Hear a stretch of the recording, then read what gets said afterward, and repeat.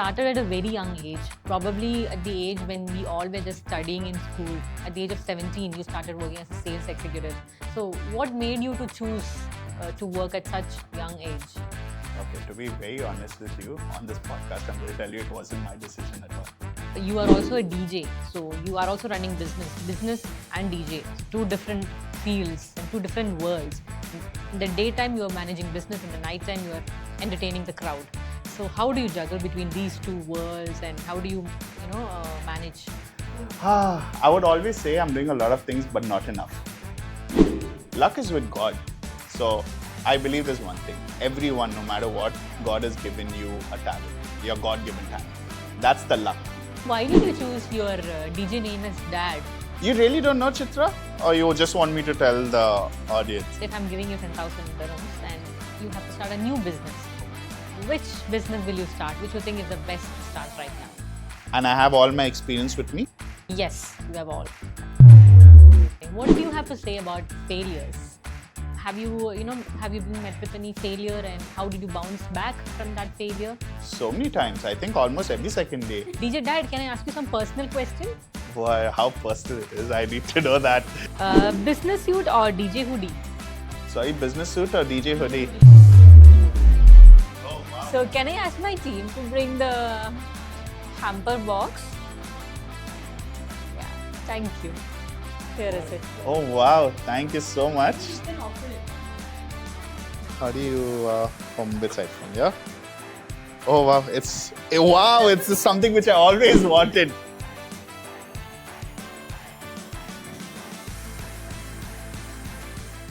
Hello everyone. So today I have with me one of my good friends and a very vibrant and young personality of the entertainment and business industry in Abu Dhabi. He's called as David, he's called as Aaron, he's called as DJ Dad. So I call him David. So let me welcome David to Chit Chat with Chithra, brought to you by Aloha Events. Thank you so much, Chithra, for having me. I know we have been planning this for a very long time. Yeah. And I'm so happy it's finally set up.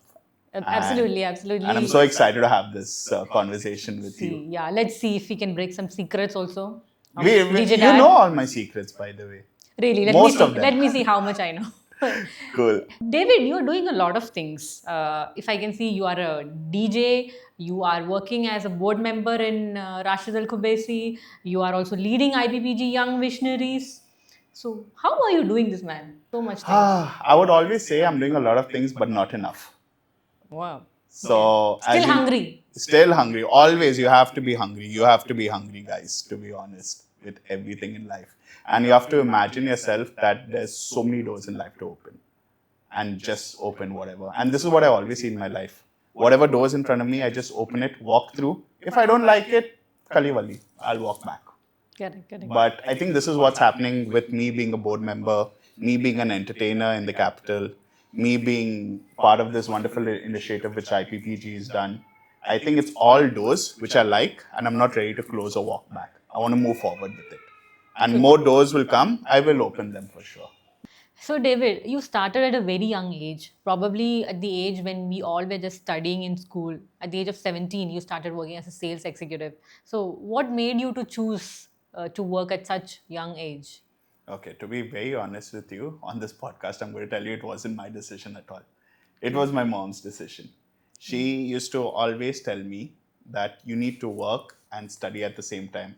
Because I think with her experience in the corporate world, she kind of realized what kind of scenarios I would face later on in life. And she wanted to keep me ready for that at a young age. So she would push me to go for work. Wow. So what I realized is, let me study in the morning. Let me work in the morning and let me study at night. So I used to do night school, by the way. Really? Yeah, Okay. I used to do night school like almost 6 days a week because it was double the hours because I wasn't there in the mornings, like the 5-hour normal schedule. Okay. So I would work like for a good 8 hours in a very reputable hypermarket. It was very good, but also taught me so many lessons till date, which I know. Cool. And moving on from then with my whole uniform, with everything, to remove my sales uniform and then wear like college clothes and whatever was, I think, the most, groundbreaking, rock bottom kind of thing which I had to face. because either judgment or my friends seeing me or anyone seeing it's like two personalities. Right. One you don't want to show, one you want to show. And plus the other thing is also all my friends were traveling all around the world for university. America, Europe, Australia, you name it. Yeah. So I think they were all having the college life, but I was just having night school. I mean, over the years it was good, but I think at that time was the biggest challenge for me. But slowly, I think it's like a shell. You need to remove each layer. Correct. But did that affect your studies in any way, or were you a good student, studious? I think in the beginning I was still trying to balance things out. So I'm not going to say that I was the best, but I also would say I was the worst. Okay. I was trying to balance things out for sure. I know it was like a roller coaster ride, to be honest, because I was balancing my sleep. I was doing this, I was doing that. And plus I wanted to DJ at that time.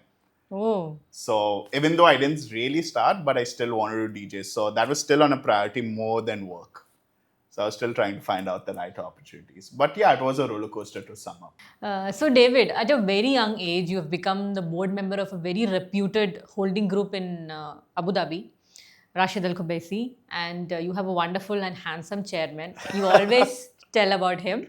So tell us, how did you reach there? How did you meet him and the story behind it? It's such a funny story. Like, I don't think anyone, whenever they see me as a board member, just coming in for meetings and, presenting in a room of maybe 10 or 15 people in a boardroom and everything like that, people would think, okay, fine, this guy has studied, climbed up the ladder, done whatever it is. I actually met my chairman, who's also my mentor, my life mentor, I would be honest. I've gone to him for anything and whatsoever. He's taught me so much. We met because he needed a DJ for one of his launch parties for his company, to be honest. He was having his desert safari camp, which you know and which you've been to. Yes. And he was searching for a DJ for his launch party. And his friends or his connections told him that if you get DJ Dad's number, your launch party is going to be so successful. Wow. So That's true. That's true. Really? Okay. You're an amazing DJ. Thanks. So he connected on me on that. We signed an agreement. All of that was stuff. And little thing called COVID happened. Yeah. And everything got shut down. So as the humble and generous person he is, he told me like, the only thing I can give you right now is to take you out for coffee and maybe have a 1 hour talk with you. So sweet. Yeah. So he was talking to me about business, about life. And then towards the end of the conversation, he told me like, you're a DJ. You might be meeting so many people. Like, I'm looking for a salesperson in my company. If you know anyone, do like recommend and this. And this is where it hit me always that God doesn't give you like a direct answer or direct direction to like go for your goal. He gives you like these unexpected doors, which you have to think and trust God or the universe to open. So at that time I told him, I'm like, yo man, like you give me 48 hours, I'll give you a sales proposal to sign me on for a year. If you like it, we shake hands and sign. If you don't like it, I'll still shake a hand. And he was on that. Wow. Even though, to be honest, I think that he loved my whole passion on it because the whole proposal really changed after I joined with his vision because he knew the whole experience of, let's say, the tourism market, which I joined with him. He would take me to all the hotels. He would take me to how to work in the tourism market and he would be hands-on with me. And I think that's when I saw the humbleness because, like, let's say when guests used to arrive to Abu Dhabi, he would be the first one to collect them if all our staff were busy. He would carry their bags. He would load it onto the cars. He would serve them sometimes tea and coffee. And he would tell us this one thing. When you're in front of the guest, all of us are working together. I'm not the boss. You all are not the boss. Everyone's equal. And I think that's the biggest lesson I learned from him. Being humble and treating everyone equally. And then from there, I think, knowing my experience from salesperson, he promoted me to operations manager. And then from operations manager in a year, he promoted me to GM of the company, Desert Dunes. And in a couple of years, he saw my experience turning over Desert Dunes. He said, you know what, I think now it's time for you to be on the board and help out in all the other entities of Rashid Al Khubaisi Holdings. Amazing. And like right now, I'm in charge of 9 entities alongside a wonderful team. And that's how we're growing, I think, month by month, not even year by year. So is that too much of a responsibility or? It is. Really? I would say, but I will not, with great power comes great responsibility. Yeah, did I say it right? Correct. From the Spider-Man's quote. Right. Yeah. Absolutely right. Yeah. So I think that's always there. So you're really enjoying the current responsibility that's Oh being. yeah, definitely. I Yeah. love it. I wouldn't change a thing. I just love it. Wonderful, wonderful. Yeah. So you, as I said, you are also a DJ. So you are also running business and DJ. So two different fields and two different worlds. In the daytime, you are managing business, and the nighttime, you are entertaining the crowd. So how do you juggle between these two worlds, and how do you, manage? Okay.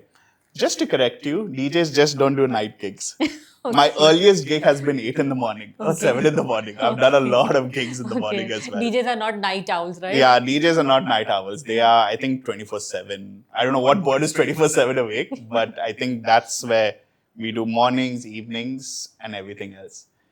I've transitioned from DJing into my own events company as well, which you know about. Yeah. But I still love doing DJing. And for me, right now, DJing is more like, you know how people say that they need to do yoga or meditation to just get away with work? That's DJing to me now. Because I just say yes to a gig, and that's my stress relief at the end of the day. Even though it's like extra hours in the night, but it's kind of like my yoga or my wellness time. So I would always take it. That's my balance. Because as you said, you're asking me like, how would you balance the whole DJing with this? But I need DJing to like keep my mind at set to wake up the next day and handle all the work or operations I have, like as a board member or anything else with business. So DJ is purely a passion. Yeah. I mean, I loved music from the time I was small. Yeah, but it's not free. Yeah. Even though it's passion. I think there's always a price which you have to keep with your Yeah. talent. Yeah, that's why God has given it to People you. can often mistake that, okay, Yeah. he's doing for passion. Let's call him Yeah. just for free. Yeah. I'm just correcting that. But he's a superb DJ, and I just love his DJ. Yeah, I've seen you on the dance floor when I play, so you're also a superb dancer. Oh my God, it's the first time somebody's telling me. I'm just dancing out of my joy, Yeah, you have to joy, dance from your heart. expressing my Yeah, joy. and that's what and you do. Not caring about it's good or bad, not caring about anybody near me also. Yeah, so another thing that I want to ask you, David, like, what do you have to say about opportunity versus the luck discussion that's happening? Because people say you have to be at the right place at the right time, and then some people say that it's all your hard work. So hard work and luck, they are always, they are getting tossed between the discussions of people. So, what do you think? Is it the opportunity that we grab, or the opportunity that we get through luck, or is it purely the hard work and efforts that make us win? I think luck is with God. So I believe there's one thing. Everyone, no matter what, God has given you a talent, your God given talent. Yeah. That's the luck. Because without God or the universe, like, it would not come. So the luck is already there with you. You have to make the opportunity, to be honest. You need to start presenting yourself. You need to first discover what gift you have got. Once you discover that, you need to start opening doors. You need to start presenting yourself. Meet as many people you can, as many, no matter what level you are. There's always, they can help you open a door, you can grab another opportunity, and that's how things are there. There's no right place, right time for me. Like, the right place, right time is now. Always. It's the present. Like, past is past, but like, it's present for your future. Right. Your time is honestly. now. Yeah, your time is now. Yeah. That's how I'd say. So there's only opportunities, no luck. Because luck is born with you. It's born with everyone. But people can look from outside and say, okay, David reached maybe the chairman, Ashtal Kubesi's chairman, so he was lucky to maybe get that opportunity. But I think the efforts behind it, only you might be knowing, right? Yeah, I mean, it's not even that. It's the opportunity, yeah. Because as I said, he called me out for coffee. Yeah. He gave me that opportunity. Now that it's my turn to like play tennis and hit the ball back at him. Yeah, I could have just enjoyed the coffee, had a good time, and walked away. Yeah. But that's where I already had a mindset that I have to create an opportunity with everyone. Correct. I want to ask you one thing, David. Like, if you try to create an opportunity with somebody, like maybe you're meeting for the first time or something, they can also have a feeling that you're trying to utilize them. Like, if you're trying to, hit the tennis ball, we should not make that feeling also at the same time that we are not trying to make the first move and utilize them for your benefit. But at the same time, you should also be benefited from that conversation. So how do you manage the balance between these two? Okay, perception? so with this, to just make it very easy for everyone, and for the audience also, which is like listening and seeing. It's more about energies. Whenever you meet someone, it's like energies exchange, and energies come from emotions. So I think first, before you need something or whether they want something, you have to understand the emotions they are coming from and the emotions you are coming from. So I think what I understood with my chairman or mentor is his passion to open tourism for his country, for people to come, see the desert, explore everything. And that's where I was trying to pitch in my passion, which was meeting people, the entertainment industry, connecting people. And that's where the conversation flowed with both our emotions touching with each other. Because like what I see also, which I tell people, like networking right now is not like, hi, how are you, where are you from, which company are you from, are you a supplier for this, are you in the procurement? No, it's like you can sit down and have a call. Like Chithra, you know, you and me, I think we have barely spoken about work. We always talk about like different things about your life, my life, where we're going on. I think the first time we met also, we were just talking about like, I remember you told me you were in Sunrise or Model School, one of the schools. Both the schools. Both the schools. See, I remember. I think we were talking about school life. It was all more on emotions. And then later on, we both worked together. Yes. For sure. On so many projects. Yes. We started working on it. Yeah. So the work and everything will come with anyone, but they want to trust you first on their emotions. Because it's the energy at the end of the day. Right. So once that's there, I think that it's inevitable. Right. So you have to build the connection first. You have to build the connection through emotion. You have to I always say that. Understand people's emotions, where they're coming from, and then go ahead with it. Absolutely. Well said. This is a talent also to understand somebody's emotion. I think maybe you got to work very early on in your life and you got to meet a lot of people. You kind of catch it very fast. I think I got to see a lot of emotions. So in the beginning, I think I didn't know what to do with all these emotions. And then later on with like whatever, learning and ups and downs, I kind of understood what to do with every emotion, including my own emotions. Right. So somebody, if they're feeling they're not understanding it now, it's okay. It's okay to tell them. You will get it there, right? Yeah, of course, everyone gets it there. But just don't stop. Just keep going. Never stop. I think you can quit anytime. So why would you quit now? Absolutely. Honestly. Well said. Yeah. So David, I also have to talk about Young Visionary, IBPG Young Visionaries. So you are leading the IBPG Young Visionaries. So what do you think the young minds, what they need to succeed, and what do you think about the future plans of IBPG Young Visionaries? What do you aim? What we aim? We are working together as a part of IBPG Young Visionaries. So say something about it. I think it's honestly, first of all, it's such a lovely initiative. I think you also would agree. Absolutely, on it. And I think when Rajiv, Varun, and me formed it or had the first initial discussion, and I remember I was presenting and telling them, I said the main thing is that we're going to do this is because it's again like a pot or a plate where two energies meet. One is, let's say, I would say senior. I think senior is the right word, or experienced. People would be meeting the youth. And what I've always seen with experienced people or seniority people is the number one thing they have is discipline. And the number one thing with the youth have is innovation. Correct. And if you mix these two together, you're going to create magic. And I told the same thing to them that once we mix things together, it's going to create something really great. And I think that's what we're doing. And even with the youth, they have so many brilliant ideas. I think I've met each and every member. I think you have too. With all our members doing our events. I think each one has something so wonderful and so dedicated with all their fields, even apart from their normal 9 to 5 or corporate jobs. And what we're trying to do with YV or Young Visionaries is to get them out of their shell in the beginning, which is mainly presenting yourself or interactions and just meeting people, interacting with them. So that's what you see. All our events is more about them coming out, talking first, before learning about business and all of this, let's say, educational background kind of things. Correct. It's more about getting out there, talking, sharing ideas, sharing just have a conversation. And then make that consistent. Mostly our YV events are interactive and very activity-based. We had trivia night, we had the yacht party, all are like picnics and, it's fun. We are also going to have an escape room event also, right? I think that's really going to be fun. I'm going to put you in the horror room.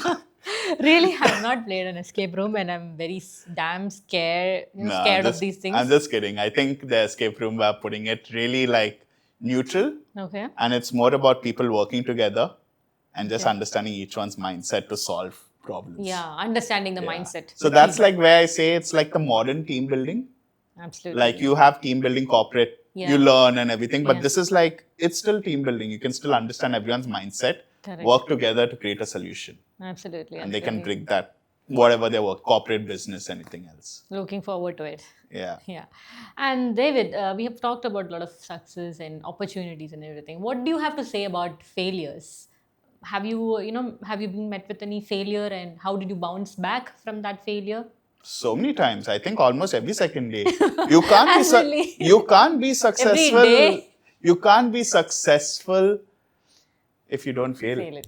And I always say this, every day if you're successful, every day you're a failure also. I think, I'm not too sure, please What don't was your quote me. recent failure? Tell me. What was my recent failure? There was a proposal which got rejected just 3 days ago. I'll be honest, straight up with you Okay. on that. Okay. Is that a failure? It wasn't even a like, I don't even look at. Is that so a the whole failure? thing, That's not a failure. it's like a rejection, yeah. Yeah, it's a I rejection. think, okay, so I don't have failure in my dictionary. I have rejection. So Okay. so you need Note to the have, point. yeah, you need to have a lot of rejections to be successful on that. Failure is like more like, I think everyone thinks about failure. Yeah, I failed in the exam, or I failed in a whatever, and that's it. But it's rejected is like, again, with coming to emotions, your emotion doesn't match the other person's emotions, so they have just closed it. You have to look at it that way. You have to look at it that way. Like everyone, don't quote me again on this, but I think the highest goal scorer in the world is Cristiano Ronaldo. But I think he's also missed the most number of goals. Yeah. And Thomas Edison also, who built a light bulb. Yeah, he failed 10,000 He times. failed like, I think 3,000 times before making the light bulb. And he always said, I didn't fail 3,000 times to make the light bulb. I just found 3,000 ways how to not build the light bulb. Yeah, if you look So at it that way. even for me, every day I find a way where I'm not supposed to go in this direction. I learn from the one thing, but I want to say is don't repeat the same thing. You learn from it, and then don't do that. Do a new. I always tell also my team or my colleagues, I'll be so happy if you make a new mistake.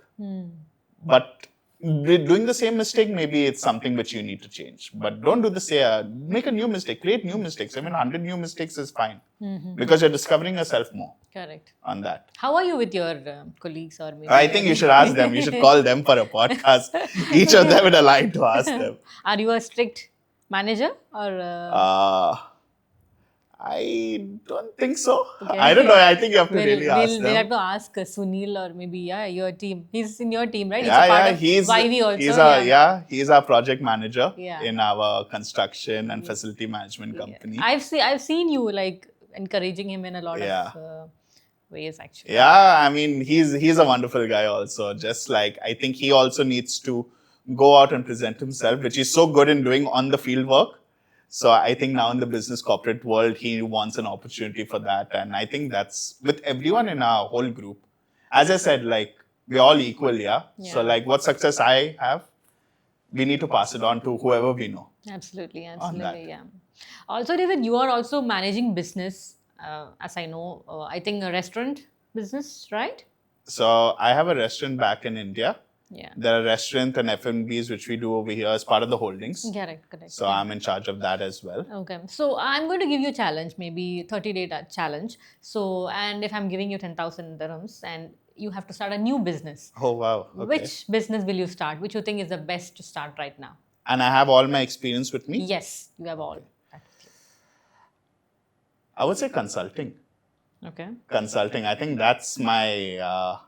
one of the talents God has given me. Okay. Consulting is also like advising people on what to choose, right? So it's more like business consulting or marketing consulting. And that's what I do even till now. Like, because I've been part of, I wouldn't say like supporter of this, but I love to say been part of because it's even the other person's energy and talent that their business is brought to life through me or through our company. So I would say consulting. I love to understand people's vision and passion. And then take that into a reality.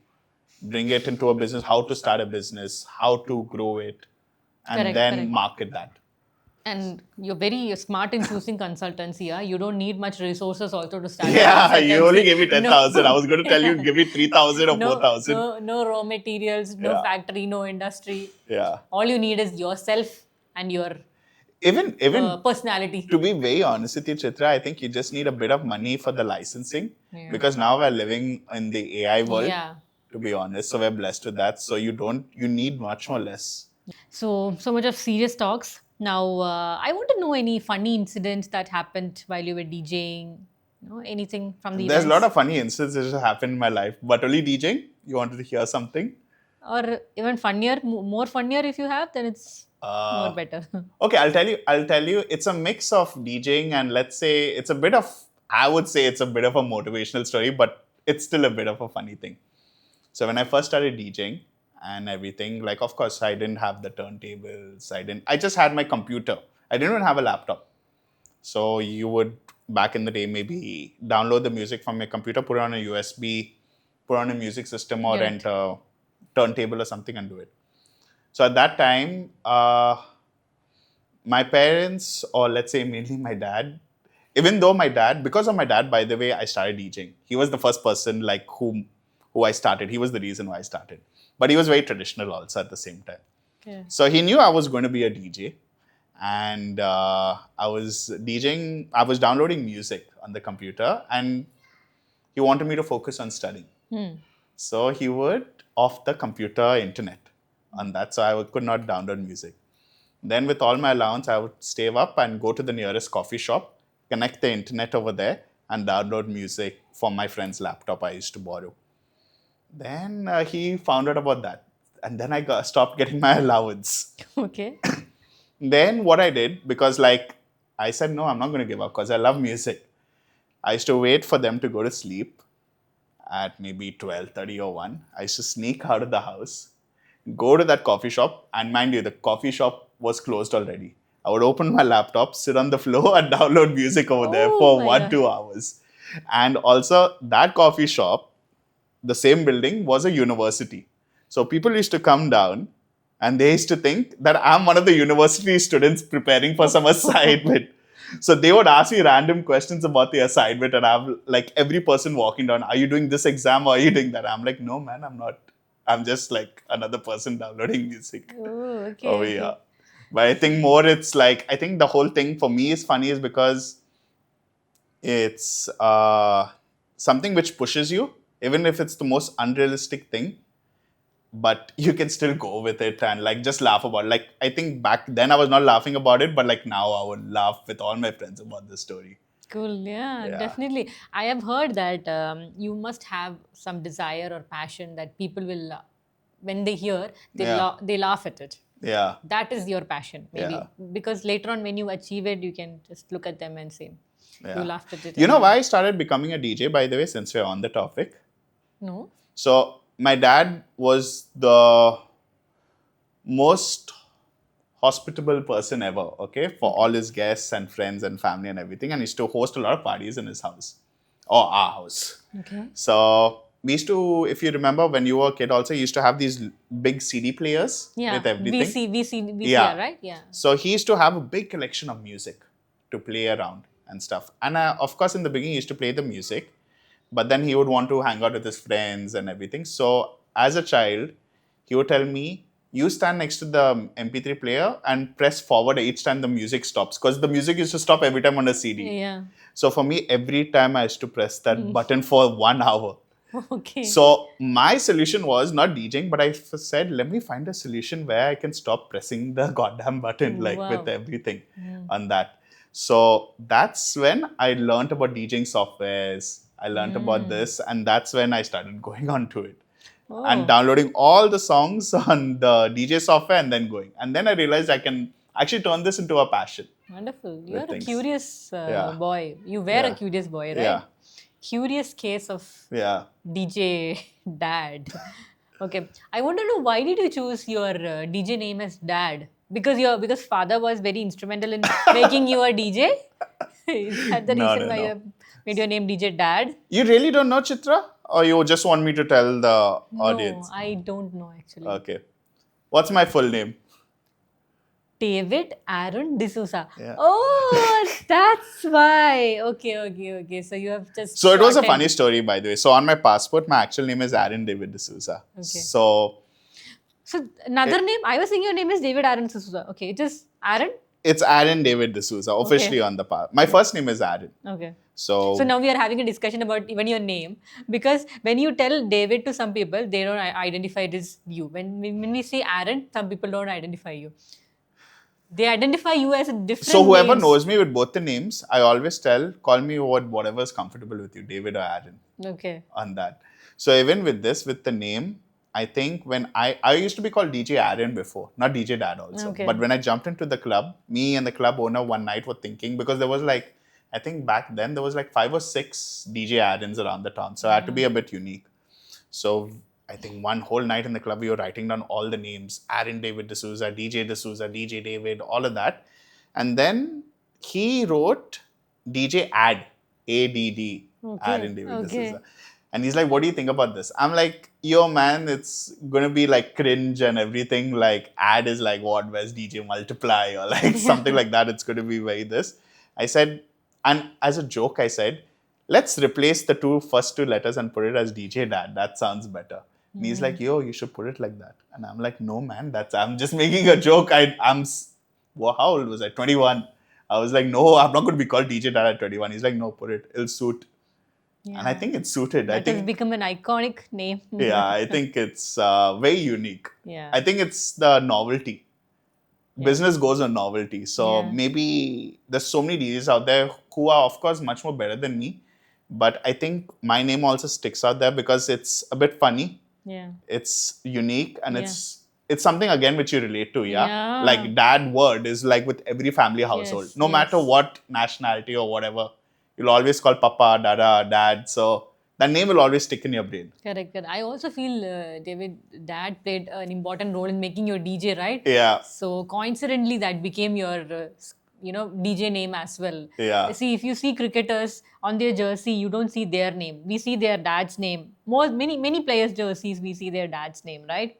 So it's kind of relatable with you also. Now you also have Dad on your jersey, most of your jackets. I do. I used to. So it's very relatable to the incident that made you DJ also. I think both my parents. So I think my dad initiated the whole DJ dream for me, and then I think my mom carried that whole dream for me, because once my dad, I think, initiated it, my mom, I think every nightclub or every public event, she used to be there for it, like cheering for me back. And she would not tell anyone, like, this is my son playing. Oh. She would tell at the end of the night, like, she would go with all the guests and hang out with them. And she would always act like this guest saying, oh, did you like the music of the DJ? And they would be like, yeah. And she's like, oh, by the way, this is my son. She used to feel proud. Yeah. Wonderful. So, DJ Dad, can I ask you some personal question? Boy, how personal it is. I need to know that. So, when are you going to get married? Oh, when am I going to get married?